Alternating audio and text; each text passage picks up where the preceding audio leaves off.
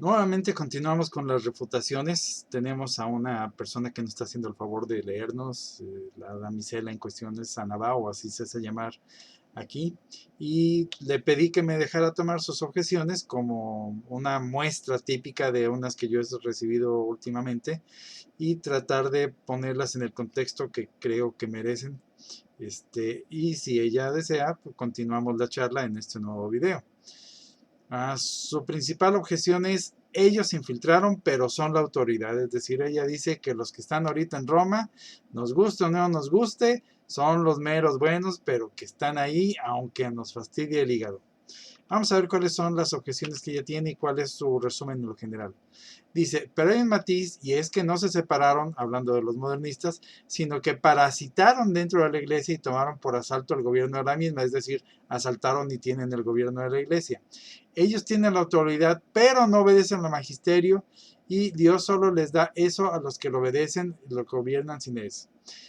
Luego aquí esto es importante, dice, esta es una situación inédita que no está contemplada en ningún manual de teología y por lo tanto esta es muy difícil solución, es decir, que lo que estamos pensando, lo que estamos viviendo, nadie se lo imaginó nunca, nadie pudo pensar lo que estamos viviendo hoy. Y dice que la situación es tan compleja que no se puede resolver como una burla, que una burla pues no le hace nada porque es un pelo de gato un pelo al gato. Y aquí todavía tiene algo más. Dice que tienen a Jesucristo maniatado, amordazado, como en el canto del gallo. Es decir, Jesucristo está impotente viendo cómo se echan al plato a su pobre iglesia y no puede hacer nada para resolverlo.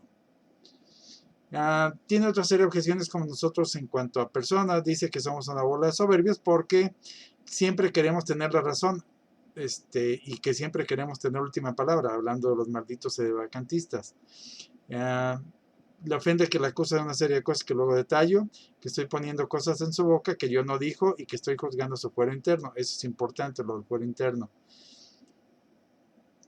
Dice que no hay autoridad si no hay fe católica, que eso es cierto, pero que es una autoridad usurpada, es decir, pese a que sí es cierto que no hay autoridad sin fe, ellos tienen una autoridad y que con esa autoridad ellos, una autoridad usurpada desde luego, y que con esa autoridad usurpada ellos hacen y deshacen y nadie les puede poner freno ni coto ni meterlos en cintura. Alguien le explicaba que esta persona tiene un error en cuanto a la forma en que está relacionando todo. Dice que no es un error conceptual, que esta es la cruel realidad lo que estamos viviendo. La iglesia está ocupada. Punto. Freguémonos. ¿Qué parte del concepto de usurpación no entendemos? Y dice que ella no contribuye a lo que están haciendo los usurpadores. Dice, ella aprovecha lo poquito que ellos dejan de miserias, de migracias, que es la Eucaristía. Y cuando se da ocasión, pues ella les echa a los modernistas decirle que están haciendo un relajo con la iglesia de Cristo. Dice que nosotros los malditos sedes somos bastante soberbios y manipuladores y no queremos ver el contexto, que queremos llevarlo todo a nuestro terreno y que ella no va a tolerar ni que la manipulemos, ni a los modernistas, ni nada. Y que simplemente no puede ser que desde Pío XII no haya papas, que no hay modo en que haya 60 años de interregno, así de simple. O sea, Dios no lo pudo haber permitido, punto. Eso escapa de todo. O sea, eso no puede ser cierto que Dios haya permitido 60 años de interregno. No existe. De algún modo hay una autoridad, de algún modo Dios está en la iglesia y de algún modo esa medio iglesia, de algún modo es medio iglesia de Cristo, porque no hay modo en que haya 60 años de un interregno. Yo estoy haciendo este resumen de todo lo que ella dice y me voy a basar en este resumen. Dice que nosotros, los malditos sedes, somos una bola de alucinados, soberbios, prepotentes y que queremos ganar aunque sea arrebatando a la fuerza. Y ella dice, pues en todo lo que yo veo no encuentro modo de explicar, obviamente sin contradicciones, todo, y si yo no logro explicar una situación tan compleja que tiene tantos aristas, pues no vengan con cuentos, no hay explicación posible, no hay cosa simple para explicarlo todo esto. Y ella dice que ella cree todo lo que ve, o sea, ella ve que están haciendo, deshacen, ni gobiernan, ni desgobiernan, pues entonces es evidente que ellos son gobierno. Entonces, que ella cree lo que ve, que lo que nosotros podamos decir quiere decir que no es evidente. O sea, lo evidente es que ellos gobiernan y que ellos están en la iglesia. Punto. Eso es lo evidente. O sea, eso lo ve cualquiera. Están en Roma, si gobiernan Roma, sí, pues gobiernan la iglesia. Punto. Eso es lo evidente. Lo demás son cuentos chinos y cosas mentales que nosotros hacemos, pero que no tienen nada que ver con la realidad. Okay. Antes de empezar a plantearles los asuntos, quiero hacer una reflexión muy importante que les debería de importar a todos los que nos decimos católicos. Precisamente estamos en la Semana Santa, y en la Semana Santa es donde Jesucristo hace 2000 años redimió de una vez y para siempre a todo el género humano, es decir, al género humano pasado y al género humano futuro de su tiempo. A todo el género humano fue redimido por Jesucristo. Es decir, Él pagó el todos, dejó el saldo en ceros, eso es obvio. Pero entonces, si Él pagó todo, es decir, si ya todos mis pecados y tus pecados y los pecados del vecino, los pecados de Bergoglio y los pecados de todo el mundo ya están pagados, ¿por qué no estamos salvados todos? Y este es un asunto importante. Y de ahí dependen las respuestas de lo que le voy a contestar a esta persona. Bueno, en caso de que no quieran adivinar, yo se los voy a decir. ¿Por qué no nos salvamos todos? Porque no todos quieren ser salvados. Y por lo tanto, Dios no va a salvar a fuerzas al que no quiera ser salvado. Oye, no es posible que haya gente que no quiera salvarse. Tú dirás que no es posible. Lo es. Hay gente que no quiere ser salvada. Dios nos regala toda la salvación. Sí, no la quiero. Me prefiero con mis ideas que la salvación de tu Dios.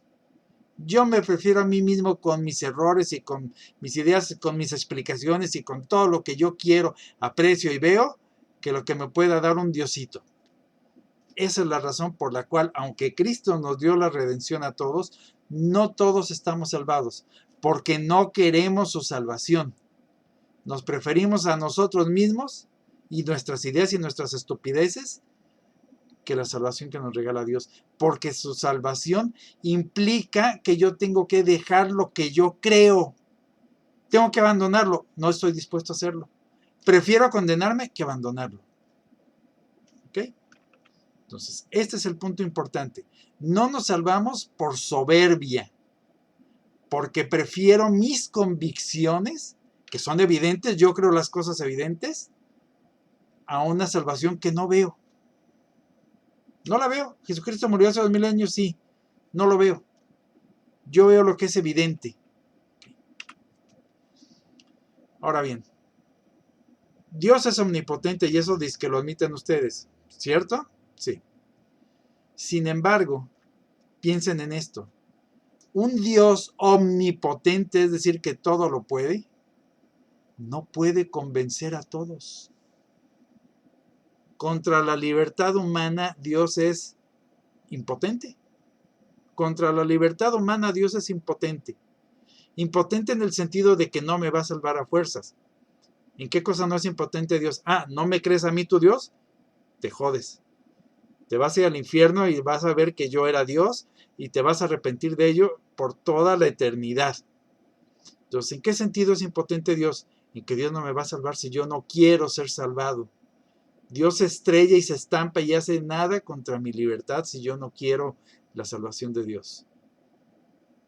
Entonces, ¿existe modo en que Dios no me convenza por todo? Dios en su tiempo hizo todo, cumplió los signos de los tiempos, hizo milagros y no convenció a las gentes de su tiempo. ¿Quién falló? Dios falló. Dios no hizo los suficientes milagros para que le creyeran. No, los hizo. No tenían la voluntad de creer. Creían lo evidente y para ellos lo evidente es que ese fulano que no los convertía en el pueblo elegido que dominara sobre los romanos, era evidente que no era un Cristo de veras, era un Cristo chafamex. Pues eso era evidente, ¿no? O sea, lo evidente es que si de veras eres un Cristo, pues ni te vamos a crucificar y nos vas a salvar de los romanos, ¿no? Eso es lo evidente. No lo creyeron. No creyeron lo que era realmente evidente, no creyeron los milagros de un Dios. O sea, prefirieron creerse ellos a sí mismos en que hacía milagros por obras de Belcebú, que creer que ese era un Mesías de verdad. Dios no los convenció. Entonces, Si Dios no pudo convencer a su propio pueblo de que Él era Dios, pues ¿qué esperanzas tenemos unos pobres sedevacantistas de convencerlos a ustedes conciliares? Ninguna. Pero no es nuestro asunto, es su problema, porque las evidencias están ahí, en el mismo asunto en el que los judíos tenían las evidencias. ¿Ustedes quieren creer que ustedes son el pueblo elegido? Sí, créanlo, no lo son. Los hechos lo demuestran. Y ahora sí empezamos con las refutaciones. Debo aclarar, refutar no es convencer. Suelo hacer los videos lo más corto que puedo. Aquí creo que esto tiene que quedar muy claro. Me voy a explicar lo que yo creo que me tengo que explicar.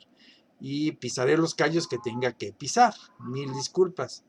Y no es por soberbia. Ahorita voy a explicar por qué no es por soberbia. Refutar no es convencer. Ya dije que Cristo refutó los errores de los judíos de su tiempo y no los convenció. Refutar es demostrar que algo es erróneo. Convencer implica lograr que la mente de una persona, es decir, que su consciente acepte una verdad, o lo que es lo mismo, adecúe su inteligencia con una realidad externa. Y eso no es algo que pueda venir de afuera. El convencimiento jamás va a venir de afuera. No hay modo, porque está la libertad de por medio y la libertad del corazón de que yo quiera pegarme a mí mismo antes que a Dios. Es decir, prefiero al mal que al bien. Y yo soy el mal, aunque yo me digo que yo soy bien. Entonces, no esperen que yo los convenza a ustedes de que los malditos sedevacantistas tenemos razón. No, no hay modo. No los puede convencer nadie. Si ustedes mismos no se convencen, es su problema. Igual que fue el problema de los judíos no querer aceptar a Cristo como Mesías. Yo lo que sí puedo hacer es refutar sus errores y decirles, señores, miren, ahí están embarrados en la cara el por qué ustedes no están entendiendo las cosas como son. Pero eso no los va a convencer, igual que no convenció a los judíos Cristo con todo su poder de Dios. Okay. Para empezar, dicen que nosotros queremos tener la verdad a fuerzas. Señores, no hay modo, no se puede tener la verdad a fuerzas. No puedo adecuar a fuerzas lo que no puede ser adecuado entre la idea y la cosa. No hay modo en que yo, por más que repita 2 más 2, 5, eso jamás sea verdad. Y lo que voy a decir, van a decir que es pura soberbia, pero no, esto es la pura verdad. Si yo afirmo toda mi vida que 2 más 2 son 4, jamás estaré en el error en eso. Jamás. Eres un soberbio. No, no soy soberbio. No hay modo de que 2 y 2 dejen de ser 4. Y eso no tiene nada que ver con que yo sea arrogante. Es más, yo podré ser todo lo arrogante que ustedes quieran. Pero eso no cambia que 2 y 2 sean 4. Es decir, aunque yo sea arrogante, eso sigue siendo verdad. Y tienen que aceptarlo porque es verdad, no porque yo sea arrogante.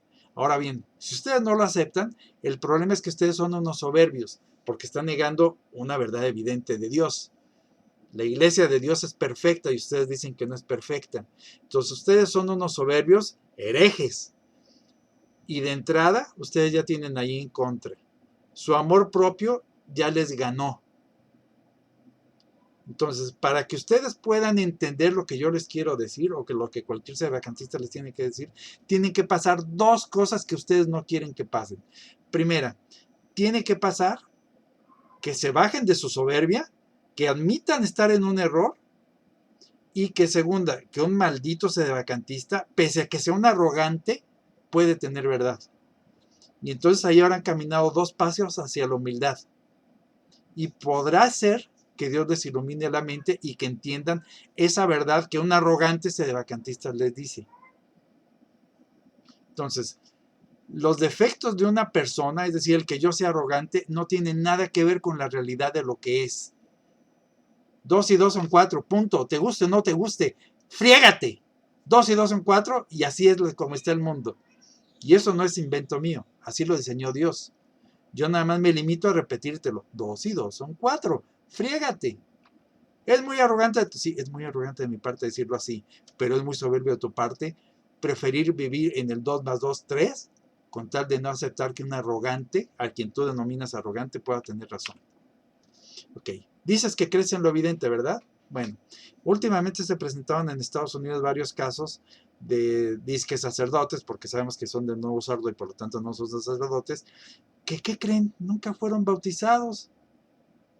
Ahora bien, ¿A qué voy con esto? Tú dices que no puede haber 60 años de interregno, así de simple y evidente. Tú dices que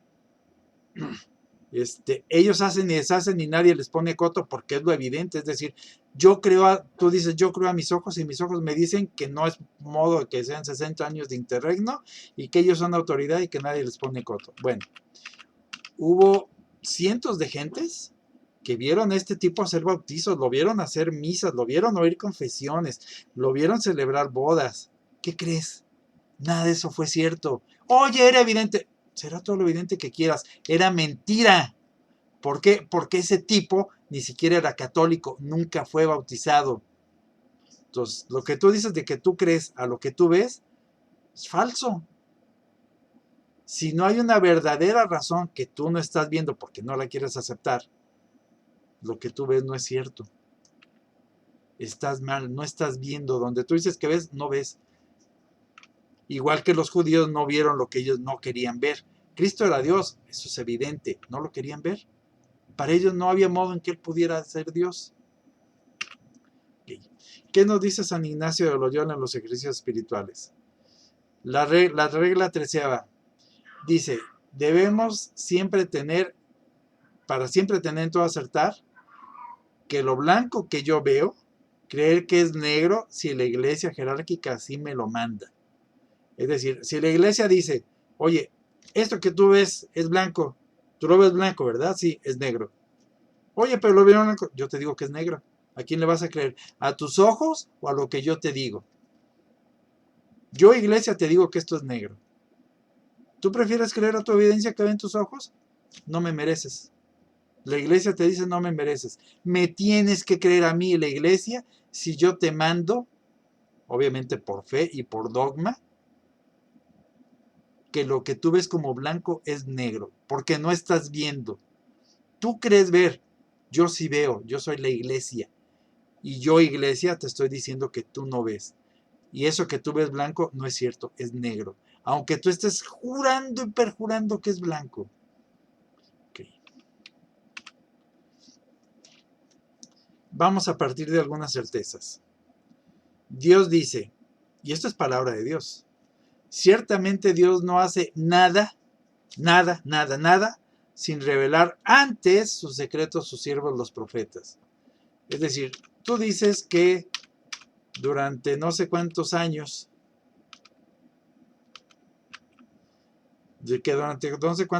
esto no fue previsto en ningún manual, que la autoridad, hay una falsa autoridad usurpada y que tú aprovechas una Eucaristía que no está ahí y que no es un error conceptual. Okay. ¿Qué nos dice la iglesia? La iglesia nos dice que Dios no hace absolutamente nada sin revelar antes. Es decir, Dios yo ya nos había dicho que esto que tú dices que no puede ser que sean 60 años de interregno, es cierto. Dios lo había revelado desde antes. ¿Por qué? Porque la Salud nos dijo, Roma perderá la fe y se convertirá en la sede del anticristo. Tú no quieres creer que Dios perdió la fe por más de 60, que Roma perdió la fe por más de 60 años. Dios lo avisó desde antes. No lo quieres creer, el problema es tuyo. Dios nos había dicho que nos íbamos a quedar sin Eucaristía. Tú dices, no, yo voy y le aprovecho la pobrecita Eucaristía que está ahí escondida todavía en algunos buenos sacerdotes. No, eso no es Eucaristía.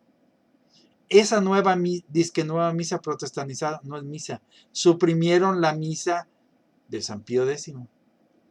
La misa de San Pío V. La misa tridentina fue suprimida. ¿No lo quieres creer? Bueno, sigue consumiendo galletitas. Porque son galletitas. Es pan. Dios reveló las cosas desde antes. Nosotros, igual que se les reveló a los judíos, durante 3000 años antes les dijo, oigan, voy a nacer en Belén, me van a perseguir, me van a traspasar, no quisieron creerle. Dios lo reveló todo antes, igual nos lo sigue revelando hoy en día. Y así como ustedes no quieren creer que esa cosa que dirige Bergoglio no es la iglesia de Cristo, ellos tampoco quisieron creer que esa cosa que ellos dirigían, que era el templo, era el de Dios. No lo era. Ok. ¿De qué punto parto? ¿De qué punto parto? Bueno, existe como dogma y por lo tanto es verdad de fe que tengo que creer a chaleco que la iglesia es la única sociedad perfecta. Obviamente los mormonistas lo dudan. Fíjense lo que dice este título: iglesia, sociedad perfecta o pueblo de Dios. Si es pueblo de Dios es un desmadre, ¿no? Los católicos tenemos que la iglesia es una sociedad perfecta. Y como sociedad perfecta por fe, posee todos los medios para salir de cualquier problema o situación en la que esté. ¿Por qué? Porque Dios lo previó. La iglesia, esa cosa que tú te niegas a creer que tiene 60 años de interregno, no es invento humano. Ningún hombre creó la iglesia. La iglesia no es reunión de hombres. La iglesia es un invento divino. Y como tal, tiene los atributos divinos.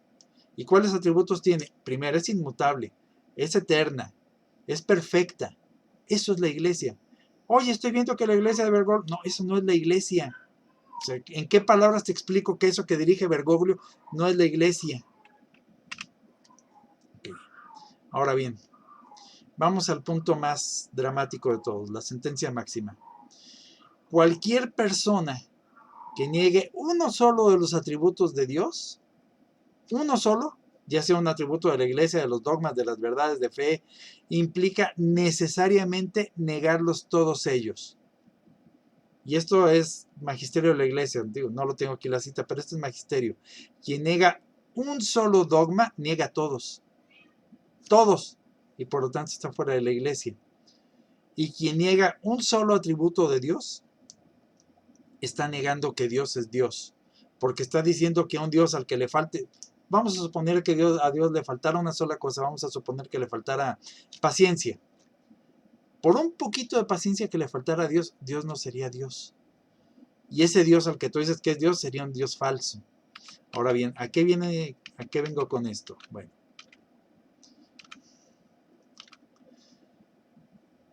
tú afirmas que me ofende que me acuse de esto. Dios está poniendo palabras en mi boca que yo no dije. Bueno,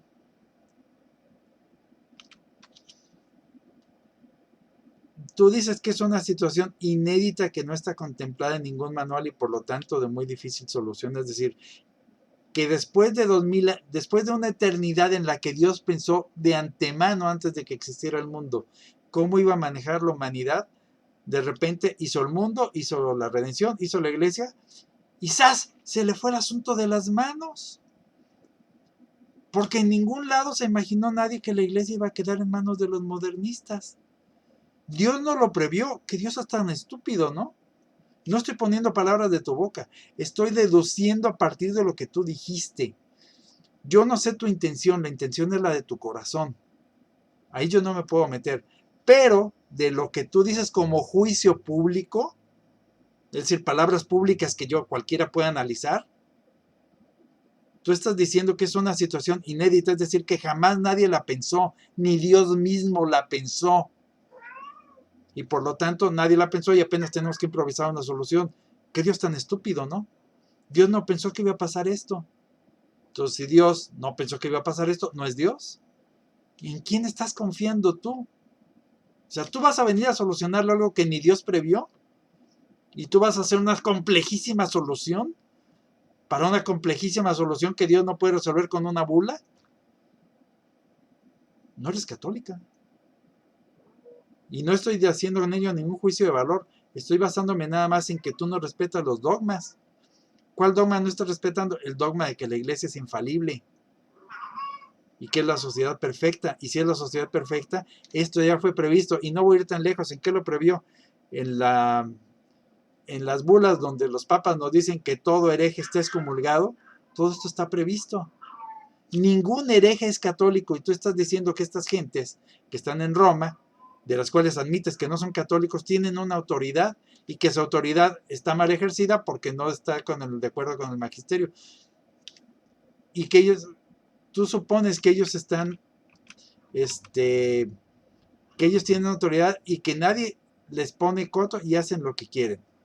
Sí, es cierto, nadie les pone coto todavía. pero el terreno donde ellos actúan, es decir, lo que están manipulando no es la Iglesia Católica. La Iglesia Católica está fuera de sus manos. ¿Por qué? Porque yo no puedo agarrar lo que yo no tengo y ellos son herejes. Entonces, un hereje no puede agarrar algo que no le pertenece, que es la Iglesia. ¿Quién es la Iglesia Católica? Los 5 gatos en el mundo que tengan la fe católica. ¿Cuál fe católica? Los que creemos que la Iglesia es infalible y que nosotros aceptamos que Dios nos dijo que iba a suprimir la misa y que aceptamos lo que la Virgen nos dijo, que Roma perdería la fe. Cristo mismo lo dijo: cuando yo regreso, ustedes creen que voy a encontrar fe sobre la tierra, ni sueñen. Ustedes creen lo contrario. Entonces, ¿no la convencí? No, estoy seguro que no la convencí. ¿Le fastidió el hígado? Probablemente le haya fastidiado el hígado. Y a ninguno de ustedes que juran y perjuran que esa complejísima situación de Bergoglio es la Iglesia, no lo es. No los voy a convencer, no los voy a convencer. Pero eso no quiere decir que eso no sea verdad. 2 y 2 son 4, señores. Ustedes quieren ver 5.